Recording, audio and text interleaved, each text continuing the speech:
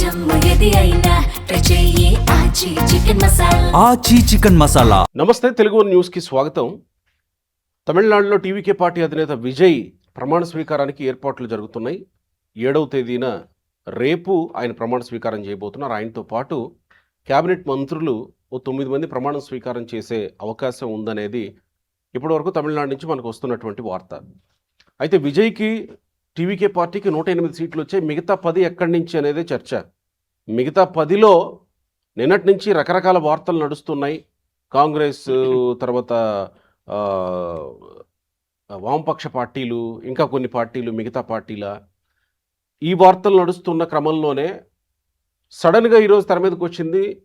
అన్నాడీఎంకే నుంచి దాదాపు 40 మంది ఎమ్మెల్యేలు టీవీకే పార్టీతో టచ్లోకి వెళ్ళిపోయారనేది. ఎందుకు అన్నాడీఎంకే నుంచి ఆ స్థాయిలో వెళ్ళిపోవాల్సిన పరిస్థితి వచ్చింది? అన్నాడీఎంకే ఈరోజు పెట్టుకోవాల్సిన మీటింగ్ని ఎందుకు క్యాన్సిల్ చేసుకోవాల్సి వచ్చింది? ఇంతకీ అన్నాడీఎంకే నుంచి టీవీకే పార్టీ అధినేత విజయ్ ఆ ఎమ్మెల్యేలను తీసుకొని పార్టీ అధికార ప్రభుత్వాన్ని ఫామ్ చేస్తారా? లేదు, కాంగ్రెస్ని వామపక్షాలను ఆల్రెడీ విజయ్ అప్రోచ్ అయ్యాడు కాబట్టి వాళ్ళని తీసుకొని ప్రభుత్వాన్ని ఫామ్ చేస్తాడా? వాళ్ళ డిమాండ్స్ ఏంటి? విజయ్ ప్రభుత్వ కూర్పు ఎలా ఉండబోతోంది? వివి రావు గారు సీనియర్ జర్నలిస్ట్ మనతో ఉన్నారు. నమస్కారం రావు గారు. రావు గారు, మొదటి ఇదేంటంటే విజయ్ 2 పార్టీలకి దూరం అని చెప్పాడు. తర్వాత బీజేపీ సిద్ధాంతపరంగా బీజేపీకి దూరం అని చెప్పాడు. ఇప్పుడు మరి విజయ్ తప్పక ఎవరో ఒకరిని కలుపుకోక తప్పని పరిస్థితి. మిగతా అదర్స్, ఈ డిఎంకే కూటమిలో ఉన్న వాళ్ళు, ఏఐడిఎంకే కూటమిలో ఉన్న వాళ్ళు కాకుండా అదర్స్ అని అంటే అదర్స్ ఎవరు లేరు, అందరూ కూటమిలో ఉన్నవాళ్ళు. 1-2 సీట్లు వాళ్ళు, 1-2 సీట్లు వాళ్ళు కూటమిలో ఉన్నవాళ్ళే. ఇప్పుడు ఎవరిని తీసుకొని విజయ్ ఫామ్ చేయాలి అంటే తమిళనాడులో విజయ్ ఇప్పటికీ వాళ్ళ కేసీ వేణుగోపాల్ ప్రకటన చేశాడు. మాకు అతను అడిగి మమ్మల్ని అప్రోచ్ అయ్యాడు విజయ్, అంటే కాంగ్రెస్ పార్టీని. వాళ్ళకి అక్కడ 5 స్థానాలు ఉన్నాయి. అయితే వాళ్ళు డిఎంకే కూటమిలో నుంచి గెలిచారు. వాళ్ళు అవును కదా, గెలిచారు. రాత్రి వరకు డెవలప్మెంట్ ఏంటంటే వాళ్ళు అడిగారు, మా తమిళనాడు కమిటీ దాని గురించి మాట్లాడుతుంటుంది, వాళ్ళు నిర్ణయం తీసుకుంటారని ప్రకటన వేణుగోపాల్ ప్రకటన చేశాడు. అంటే బాలు తమిళనాడు కోర్టులో పడేశాడు ఆ పార్టీకి. అయితే ఇవాళ ఉదయం డెవలప్మెంట్స్ ఏంటంటే డిఎంకే వాళ్ళు కాంగ్రెస్ ద్రోహం చేస్తుంది, ఈ బొడంబడికలకి ఎన్నికల ముందు మాతో కలిసి వచ్చారు, ఆ రోజు విజయాన్ని వ్యతిరేకించి మాతో వచ్చారు వాళ్ళు, ఇవాళ అధికారం కోసం మళ్ళీ పోతున్నారు, దీని పరిణామాలు చాలా తీవ్రంగా ఉంటాయి, ఎవరు నమ్ముతారు రాహుల్ గాంధీని? అంటే ఎన్డీఏ కూటమిలో ఉన్న వాళ్ళేమో ఒక పక్క ఉన్నారు, ఇండియా కూటమిలో ఉన్నటువంటి వాళ్ళు ఈ రాహుల్ గాంధీ, డిఎంకే, కమ్యూనిస్ట్ పార్టీలు వీళ్ళంతా ఉన్నారు దీంట్లో. ఈ కూటమిలో ఉండి మనం పోటీ చేసిన తర్వాత మాతో సంబంధం లేకుండా, మాతో సంప్రదించకుండా మీరు పోయి అనైతికంగా కాంగ్రెస్ వాళ్ళు ఎట్లా టీవీకేకి మద్దతు ఇస్తారు అనేది వాళ్ళు డిఎంకే వాళ్ళు అడుగుతున్న ప్రశ్న. అంటే దానికి ఏమిటి ఆ పరిణామాలు, తమిళనాడు కాంగ్రెస్ పార్టీ ఏ నిర్ణయం తీసుకుంటుంది అనేది వేచి చూడాలి. అట్లనే కమ్యూనిస్ట్ పార్టీలు కూడా డిసైడ్ అయ్యింది కదా విజయ్ మద్దతు ఇవ్వాలని, కాల డిసైడ్ అయ్యిందనే వార్తలు వస్తున్నాయి. కాలేదు. అంటే కేసీ వేణుగోపాల్ చెప్పింది అంటే మమ్మల్ని అప్రోచ్ అయ్యారు. అయితే టీవీకే విజయ్ వాళ్ళ ఫాదర్ చంద్రశేఖర్ కూడా కాంగ్రెస్తో స్థానిక నాయకులతో సంప్రదింపులు చేస్తున్నాడు ఆయన. ఓకే, వాళ్ళు ఏంటంటే అఫీషియల్గా కేంద్రాన్ని అడిగారు రాహుల్ గాంధీని. రాహుల్ గాంధీ అంటే అధిష్టానం ప్రతినిధి వేణుగోపాల్ ఒక ప్రకటన చేశాడు వాళ్ళు అఫీషియల్గానే, మమ్మల్ని అడిగిన మాట వాస్తవం టీవీకే, అయితే ఆ నిర్ణయం ఏదో తమిళనాడు కాంగ్రెస్ తీసుకుంటుందని వాళ్ళకి చెప్పాము మేము. ఓకే, వాళ్ళు మా ఎమ్మెల్యేలు అక్కడ ఉన్నటువంటి వాడి పార్టీ ఎమ్మెల్యేలు వాళ్ళు మాట్లాడుకొని ఫైనల్ నిర్ణయం ఏదో వాళ్ళు తీసుకుంటారని చెప్పాడు. ఇవాళ ఉదయం పరిణామాలు ఏంటంటే ఇప్పటి వరకు అయితే కాంగ్రెస్ కేవలం ఒక ఆప్షన్ మాత్రమే, అంతే, కంప్లీట్ గా మద్దతు ఇస్తున్న పరిస్థితి లేదు, ఇంకా ప్రకటించలేదు. ఓకే, అయితే ప్రకటిస్తుంది, మద్దతుకి ఇస్తుంది, లేకపోతే అసలు వాళ్ళు ఏదో అంటుంటారే ఎందుకు కన్ను గీటాడు విజయ్, వీళ్ళు దానికి ఎందుకు రెస్పాండ్ అవుతున్నారు, వేణుగోపాల్ చెప్పాలి కదా, లేదు మేము డిఎంకే కూటమిలో ఉన్నాం, మేము మద్దతు ఇవ్వం అని చెప్పాలి కదా, చెప్పకుండా వీళ్ళ మీద గీయటం ఏంటి అంటే ఓ రకంగా కాంగ్రెస్ మొగ్గు చూపుతుంది విజయ్ ప్రభుత్వంలో భాగస్వామి కావడానికి. కాంగ్రెస్ మొగ్గు దానికేముంది, ఇప్పుడు విజయ్ ఇండి కూటమిలో చేరొచ్చేమో, కాంగ్రెస్ పార్టీ అందులో అంటే విజయ్తో కలుస్తుంది కాబట్టి ఒక సాంప్రదాయం ఉంటుందండి కూటమి అన్నప్పుడు. మీరు నేను కలిసి ఒక ప్రాజెక్ట్ ఏదో చేస్తున్నామండి, చేస్తున్నప్పుడు మీరు బయటికి పోవాలన్నా లేకపోతే ఇంకోరిని కలుపుకోవాలన్నా నాతో సంప్రదించాలి కదా. ఆ సాంప్రదాయాలు ఉంటాయి కదా. ఏదో ఇవాళ పోయి వ్యాపారం ఇవాళ ముగించే కార్యక్రమం కాదు కదా. ఎంతో గత కొన్ని సంవత్సరాలుగా డిఎంకే కాంగ్రెస్ కలిసి పనిచేస్తున్నాయి. అసలు ఇండి కూటమిలో ప్రధానమైనటువంటి భాగస్వాములు డిఎంకేనే. స్ట్రాంగ్గా ఉన్నటువంటి ప్రభుత్వం ఉన్నటువంటి కూటమి అది ఒకటే. మమతా బెనర్జీ కూడా అటు ఇటు మాట్లాడుతుండేది. ఇండి కూటమి ఒకటే బలంగా వీళ్ళకు ఉంది కాంగ్రెస్. మమతా బెనర్జీ కేజ్రీవాల్ అవసరం వచ్చినప్పుడు కాస్త అటు ఇటుగా మారుతుంటారు. ఉండేవాళ్ళు. సరే వాళ్ళు యూపీలో ఇక్కడ వీళ్ళు అఖిలేష్ యాదవ్ వీళ్ళంతా ఏమి లేనట్టు మామూలుగా ఉన్నటువంటి వాళ్ళే. అందుకని డిఎంకేకి సంబంధించినంత వరకు ఒకవేళ కాంగ్రెస్ కాంగ్రెస్ని విజయ్ అడిగాడు అనుకోండి, మరి ఇట్లా అడుగుతున్నాడు ఏం చేద్దాం, బీజేపీని నిలవరించడానికి బీజేపీ పొత్తు పోకుండా ఏడీఎంకే పోకుండా మనం ఏమైనా నిలవరిద్దామా అని డిఎంకే కూటమితో సంప్రదించాలి. అంటే సంప్రదించిన తర్వాత కాంగ్రెస్ ఒకవేళ అనివార్యంగా వెళ్లాల్సి వస్తే అప్పుడు డిఎంకే కూడా ప్రమాదం కదా. డిఎంకేతో మాట్లాడిన తర్వాత అంటే డిఎంకే ఏ నిర్ణయం తీసుకుంటుందో కట్టుబడి ఉండాలి దానికి. అంటే అక్కడ బయటకు వచ్చే సందేశం ఏమొస్తుంది, డిఎంకేని కన్విన్స్ చేసి కాంగ్రెస్ పార్టీ ప్రకటన చేస్తారు. డిఎంకే వాళ్ళు ఏదో ప్రకటన చేసినా గానీ బయటకు వచ్చే ప్రచారం ఏముంటుంది, ఓహో డిఎంకేని కన్విన్స్ చేసి వీళ్ళు టీవీకేతో కలిశారనే ప్రచారం వస్తుంది కదా. వాడు కరాఖండ్కి ఇప్పటికే అందుకనే ఆ ప్రమాదం ఉందనే వాళ్ళు మొదలు పెట్టారు. పొద్దున్నే 8 గంటలకి అది వాళ్ళ అధికార ప్రతినిధి ఆరుముఖం ఎవరు ఉన్నారు అతను చెప్పేశాడు, కాంగ్రెస్ది కరెక్ట్ కాదు, ఇది ఎన్నికల ముందు ఏ అలయన్స్ తోటి ఉన్నామో మాతో ఉన్నారు, మా ఓటర్తో వాళ్ళు గెలిచారు, వాళ్ళు ఇప్పుడు క్లెయిమ్ చేస్తుంది కూడా మా డిఎంకే ఓటర్తోటి వాళ్ళు గెలిచారు, ఇవాళ ద్రోహం చేస్తున్నారు, ఇది వాళ్ళతో పోదు, భవిష్యత్తులో ఇండి కూటమికి ప్రమాదకరం ఏర్పడుతుంది. ఇంతకుముందు కాంగ్రెస్ 5 సీట్లు వచ్చిన సందర్భాలు ఉన్నాయా తమిళనాడులో మీకు తెలిసి? కరెక్ట్గా అంటే డిఎంకేతో కలిసింది కాబట్టి ఆ ఓటు బ్యాంక్ యాడ్ అయింది కాబట్టి 5 సీట్లు కాంగ్రెస్ పార్టీకి వచ్చాయి. వాళ్ళకి ఎన్ని సీట్లు ఉన్నా గతంలో కాంగ్రెస్ డిఎంకే తోటి కొంతకాలం ఏడీఎంకేతో కొంతకాలం కాంగ్రెస్ అటు ఇటు కలుస్తూ వస్తుంది వాళ్ళు.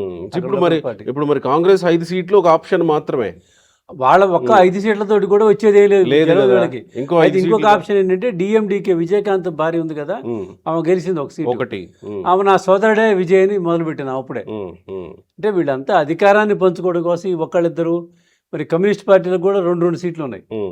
ఇప్పుడు మనకున్న సమాచారం ఏంటంటే సిపిఐ కూడా మద్దతు ఇచ్చే అవకాశాలు ఉన్నాయని వినిపిస్తుంది. మరి ఇవన్నీ డిఎంకే కూటమి నుంచి బయటకు వస్తాయా, వస్తే ఏమిటి పరిణామాలు? ఇది ఒకవైపు ఇది జరుగుతుంది, ఈ గందరగోళం ఇది నడుస్తుంది. మరొక వైపు పళనిస్వామికి పెద్ద సమస్య వచ్చి పడింది. వాళ్ళు 47 మంది ఉన్నటువంటి ఎమ్మెల్యేల్లో ముందు 10 మంది అన్నారు, 15 మంది అన్నారు. ఇప్పటి వరకు తాజాగా మనకున్న సమాచారం ఏంటంటే 40 మంది ఎమ్మెల్యేలు టీవీకే దగ్గరికి మా విజయ్కి మద్దతు ఇద్దామని నిర్ణయం తీసుకున్నారు. అంటే మొత్తం అన్నా డిఎంకే టీవీకేలో విలీనం అయిపోద్ది. అందుకని ఇవాళ వాళ్ళు సమావేశం పెట్టుకున్నారు. ఇది టీవీకే శాసనసభాపక్ష సమావేశం, ఏఐడిఎంకే శాసనసభాపక్ష సమావేశం పెట్టుకున్నారు. ఆ సమావేశాన్ని కూడా పళనిస్వామి రద్దు చేయాల్సి వచ్చింది. అంటే ఎవరు వచ్చేటట్లేరు, అంటే వచ్చే సంకేతాలు లేవు కాబట్టి రద్దు చేసుకున్నారు. అందులో 20 మంది 25 మంది రాకపోయినా కూడా అయిపోద్ది కదా. అవును, 10 మంది రాకపోయినా సందేశం క్లియర్ గా వెళ్ళిపోతుంది కదా. దాంతో ఆయన సమావేశాన్ని రద్దు చేసుకుంటూ, అదే కనుక నిజమయ్యి ఆ 40 మంది ఎమ్మెల్యేలు ఏఐడిఎంకే వాళ్ళు వెళ్ళి టీవీకేకి మద్దతు ఇస్తామని వెళ్ళిపోయి టీవీకే క్యాంపులో చేరారనుకో, కాంగ్రెస్ అక్కర్లేదు, వామపక్షాలు అక్కర్లేదు, ఈ గందరగోళమే ఉండదు. కంప్లీట్ గా సింగిల్ లార్జెస్ట్ పార్టీగా అంటే విలీనం అవుతున్నారు కాబట్టి సింగిల్ లార్జెస్ట్ పార్టీగా టీవీకేనే అవ్వచ్చు. ఏఐడిఎంకే మాదేను, అసలు ఏఐడిఎంకే మాదేను, మేము మద్దతు ఇస్తున్నామని కూడా చెప్తారు. ఆ 40 మందిలో ఒకళ్ళు ఎన్నుకుంటారు శాసనసభ ఎన్నుకొని మేధే నిజమైనటువంటి ఏఐడిఎంకే వాళ్ళు కాదు, మేము అధికారికంగా మద్దతు ఇస్తున్నామని చెప్తారు. ఇప్పుడు మహారాష్ట్రలో శివసేన పరిస్థితి ఏమైంది? అది అవును, అదే అయింది కదా. అవును, 2014లో గెలిచిన తర్వాత టీడీపీ పరిస్థితి ఏమైంది? ఎర్రబెల్లి దయాకర్ రావు లాంటి వాళ్ళు తీసుకెళ్లిపోయి బీఆర్ఎస్ లో విలీనం చేయలేదు. తెలంగాణలో మొత్తం తెలుగుదేశం పక్షం శాసనసభ పక్షం విలీనం అవుతున్నామని కదా చెప్పారు. కాంగ్రెస్ పక్షం కూడా విలీనం అయిందంటే కాంగ్రెస్ పక్షం కూడా విలీనం అవుతున్నామని అన్నారు వాళ్ళు, కానీ అది తెలుగుదేశాన్ని కలిపేశారు, ఆ శాసనసభ పక్షాన్ని కలిపేశారు. అట్లా ఇవాళ 40 మంది ఎమ్మెల్యేలు వాళ్లే ఒక ఏఐడిఎంకే పక్షంగా ఏర్పడి మాదే నిజమైన పార్టీ, మేము 40 మంది ఉన్నాం, ఇగో శాసనసభ పక్ష నాయకుడిని మేము ఎన్నుకున్నాం అని గవర్నర్కి తీసుకుపోయి ఇచ్చేసి ఓ లెటర్ ఇచ్చి మేము ఎన్నుకున్నాం, మా మద్దతు విజయ్కి ఇస్తున్నాం టీవీకి అని చెప్పేస్తే ఏ సమస్య ఉండదు. వాళ్ళు కొన్ని మంత్రి పదవులు ఇస్తారు, వాళ్ళు ప్రభుత్వంలో భాగస్వాములు అవుతారు. ఈ కాంగ్రెస్ వాళ్ళు డిఎండిఏకేలు ఉమ్, వీళ్ళెవరు అవసరం ఉండదు విజయ్కి. ఉమ్, ఆ పరిణామాలు ఏంటి అనేది చూడాలి ఇంకా ఉమ్. సాయంత్రం కాలం ఇవాళ 3 సో గంటలకి. ఎవరో ఆ వచ్చే కూటమికి నాయకత్వం వహించే వాళ్ళు ఏఐఏడిఎంకేలోనే ఎవరో ఉంటారుగా, ఉంటారు. వాళ్ళకి కీలకమైనటువంటి పదవులు ఆఫర్ ఖచ్చితంగా, చేయాల్సి వస్తుందిగా. ఖచ్చితంగా వాళ్ళకి పదవులు వాళ్ళకి కూడా ఓ 4, 5 ఆ రేషియోని బట్టి వాళ్ళకి ఇవ్వాల్సి వస్తుంది. ఇచ్చినప్పుడే వాళ్ళు ఇది అవుతారు కదా. మరి రేపు ప్రమాణ స్వీకారం చేయబోతున్న విజయ్ 2 వారాలు టైం ఎందుకు అడిగినట్టు అనుకోవాలి? ఈ పరిణామాలని లేవు కదా. అంటే ఇప్పటికిప్పుడు తీసుకుపోయి ప్రూవ్ చేయలేడు కదా ఆయన. ఇప్పుడు ఆయనకి ఏంటంటే 118 మంది కావాలి, ఆయన 108 ఉన్నాయి, 10 తక్కువ ఉన్నాయి. ఒకవేళ గవర్నర్కైనా మీరు ప్రూవ్ చేసుకుంటే ప్రమాణ స్వీకారం చేసి ఈ టైంలోకి ప్రూవ్ చేసుకోవాలి అని చెప్తే అప్పుడు 2 వారాలని ప్రూవ్ చేసుకో. ఆయన ప్రకటన లేకనే అధికారికంగా ఎక్కడ చెప్పలే వాళ్ళు. గవర్నర్ కూడా లేడు, ఇన్ఛార్జ్ గవర్నర్, కేరళ గవర్నర్ వీళ్ళకి ఇన్ఛార్జ్.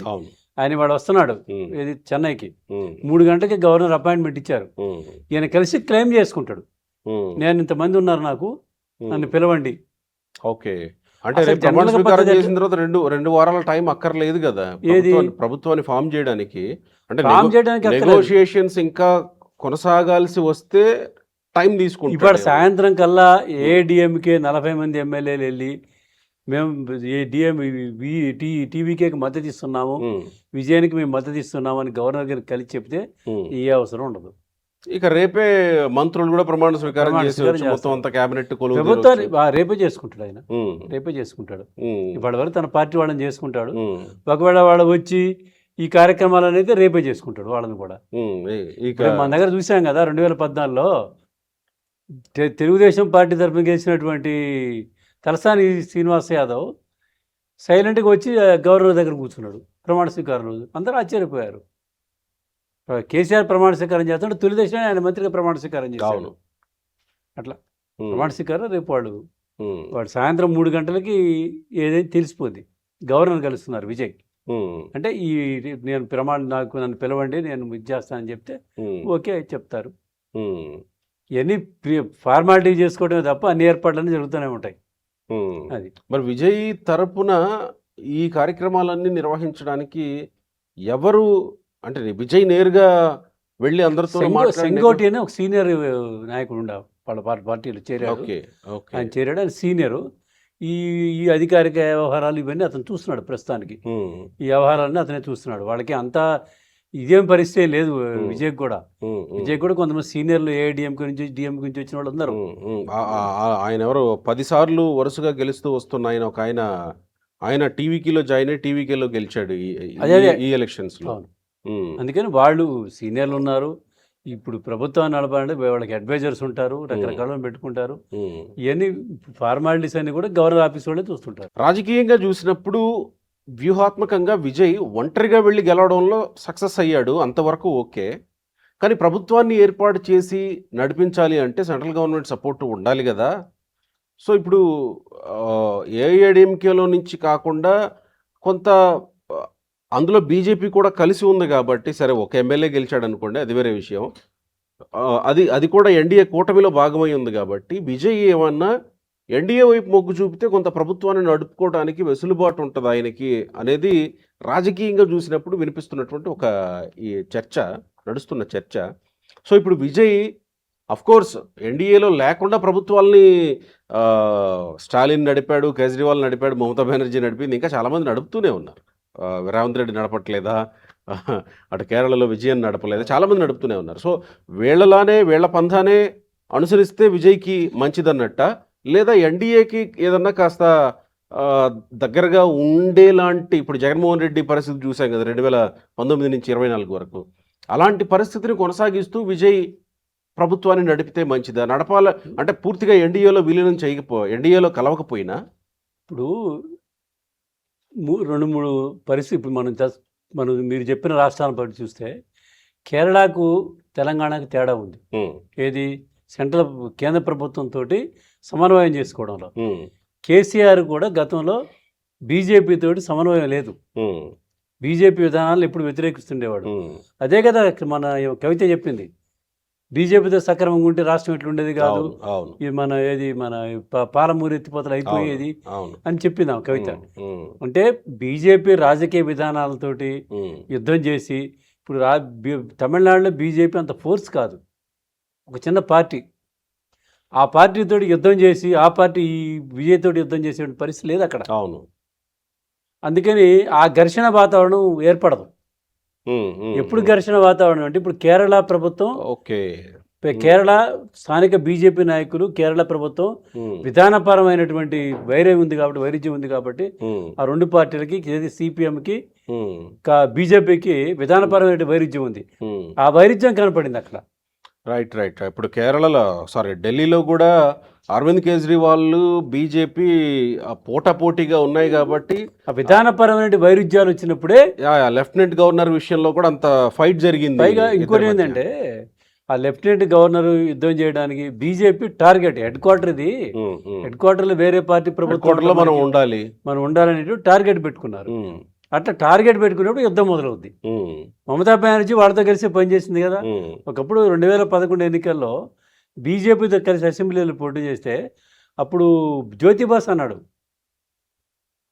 జ్యోతిబాస్ ఫస్ట్లో వీళ్ళు బీజేపీతో కలిసి ఏమో మమతా బెనర్జీ ఎన్నికల్లో పోవటం, వాళ్ళతో ఎలై కావడంతో ఆయన జ్యోతిబాస్ అప్పుడే చెప్పాడు, ఈ రాష్ట్రంలో బీజేపీని అడుగుపెట్టిస్తున్నావు నువ్వు, అదే నీ పతనానికి కారణం అవుద్ది అని ఆ రోజే చెప్పాడు ఆయన. అదే జరిగింది వాళ్ళ అవి పాత తీసి ఇప్పుడు వేస్తున్నారు సోషల్ మీడియాలో చూస్తున్నాం. అదేలేండి. అంటే అందుకనే ఆ విధానపరమైనటువంటి ఇంకోటి యుద్ధం చేసే పరిస్థితిలో టీవీకే లేడు. అట్లని చెప్పేసి టీవీకే విజయన్ కూడా బీజేపీ శత్రువుగా పరిగణించదు. ఓకే, అతనే రాజకీయాలు ఆరితేరి డక్కా ముక్కాలు తిన్నటువంటి వ్యక్తి కాదు. అతను ఎవడ కాకపోతే రేపైనా అతను సర్ది చెప్పి మనం తీసుకోవచ్చు, మనం కలిసి వస్తాడు, ఇప్పుడే అంతటి యుద్ధం అక్కర్లేదనేటువంటి ధోరణి కేంద్రం అనుసరిస్తుంది. సమదూరమే అన్నాడు కాబట్టి సమదూరంగానే ఉంటాడు, వెళుతూ ఉంటాడు. ఎందుకంటే ఆయన రాష్ట్రంలో ఆ పార్టీ ఉండి లేకపోతే పక్క రాష్ట్రానికి పోయి ఏలు పెట్టు ఇండి కూటములని బిండి కూటములని ఏమైనా చేస్తే ఇతను మనకి ప్రమాదకరంగా ఉన్నప్పుడు కేంద్రం అతని మీద ఇప్పుడు డిస్టర్బ్ చేయాల్సిన అవసరం లేదు, చేయదు కూడా. మరి ఇప్పుడు శత్రువులు చేసుకోదు కదా. మనం ఈ వీడియో చేస్తున్నప్పుడే ఒక ఏఐడిఎంకే ఎమ్మెల్యే విజయ్కి మద్దతు ప్రకటించాడని ఒక వార్త ఉన్నాం. అంటే ఇప్పుడు పూర్తిగా మీరు చెప్పిన 40 మంది ప్రకటించడానికి అవకాశం ఉంటుందా మద్దతు ప్రకటించడానికి? ఇప్పుడు ఒకటి నుంచి 10 లోపల అంటే కొంత ఏదో మంత్రి పదవులో లేకపోతే ఇంకేదో ఆశించి వెళ్ళొచ్చు, ఇంకేమైనా ఆశించి. కానీ 40 మంది వెళ్ళడం వల్ల 40 మంది ఉన్నారనేది ఊహాగానాలు. ఉదయం వాటికి ఉన్నాడు ఊహాగానాలు. పిల్లి మేడలో ఎవరు గంట కట్టాలి, ఒకతను కట్టేసాడు కదా, ఒకతను కట్టాడు కదా, ఇది నడుస్తుంటుంది సాయంత్రం వాళ్ళకి. రేపే ప్రమాణ స్వీకారం కదా. ఇవన్నీ ఎవడు ముందు బలమైన ఎన్డీఏ కూటమిలో ఉన్నటువంటి ఏఐడిఎంకే ఎమ్మెల్యేలను కాపాడుకునే ప్రయత్నం ఎందుకు చేయలేకపోద్ది అంటే నేను అనుకోవటము, ఇది అంత వైరాలిటీ విజయ్ని అంత శత్రువుగా బీజేపీ కూడా చూడకపోవడం అనేది మనం భావించాలి.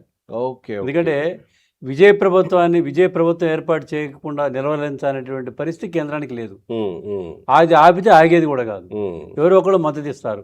అదే ఏడీఎంకే నుంచి పోయారనుకో కొంతమంది, వాళ్ళ ఫోర్డ్లో ఉంటాడు కదా, వాళ్ళకి ప్రధాన ఇప్పటివరకు బీజేపీ కూడా విజయ్ శత్రువు కాదు, స్టాలినే శత్రువు వాళ్ళకి అక్కడ. ఓకే, మరి ఇప్పుడు కాంగ్రెస్ అవసరం టీవీకే విజయ్కి ఉంటుందా? సాయంత్రం వరకు పరిస్థితి